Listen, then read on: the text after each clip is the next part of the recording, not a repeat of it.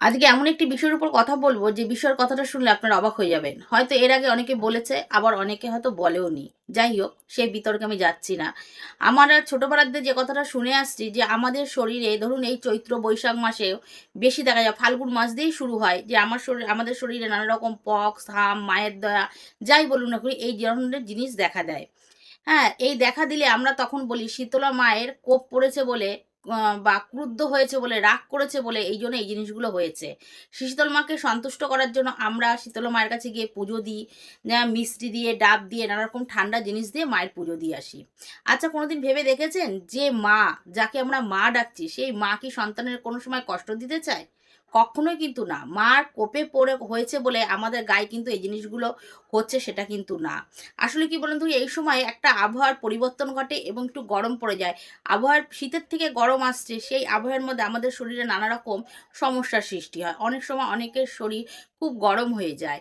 গরম হওয়ার পরে ভিতরে নানা রকম জীবাণু আ থেকে যায়। সেই জীবাণুগুলো কিভাবে বেরাবে? ওই ধরুন ওই মায়ের দেওয়া পক্স যাই হোক, সেটার মাধ্যমে সেই জীবাণুগুলো শরীর থেকে বেরিয়ে যায়। এবার হলো গিয়ে, তাহলে আমরা শীতলা মায়ের পুজো কেন দিই?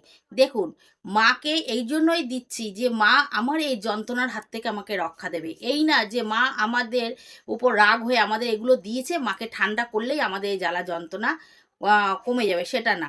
মায়ের কাছে গিয়ে যখন আমাদের যন্ত্রণার কথা বলবো, মাকে যখন ডাকবো, তখন আপসেই আমাদের এই যন্ত্রণার হাত থেকে আমরা মানে রেহাই পাবো। আর একেক সময় একেক কারণের জন্য আমাদের যে দেবদেবীরা রয়েছে তাদের মানে পুজো করতে হয়। এটাই কিন্তু নিয়ম। আসলে কি বলুন তো দেখি, সনাতন ধর্মের যেকোনো নিয়মের পিছনে অনেক বড় রহস্য লুকিয়ে থাকে। সেটা কিন্তু বৈজ্ঞানিক ব্যাখ্যাও কিন্তু তার পিছনে থাকে। সবকিছু কিন্তু কুসংস্কার না। হ্যাঁ? তাই আর মনে সবসময় রাখবেন যে শীতলা মা কাউকে রেগে গিয়ে এই জিনিসগুলো দেয় না। আপনার শরীরে নানা রকম সমস্যার জন্যই কিন্তু এই জিনিসগুলো আপনার শরীরে হতে পারে। এই কথাটাই মনে রাখবেন। জয় রাধে।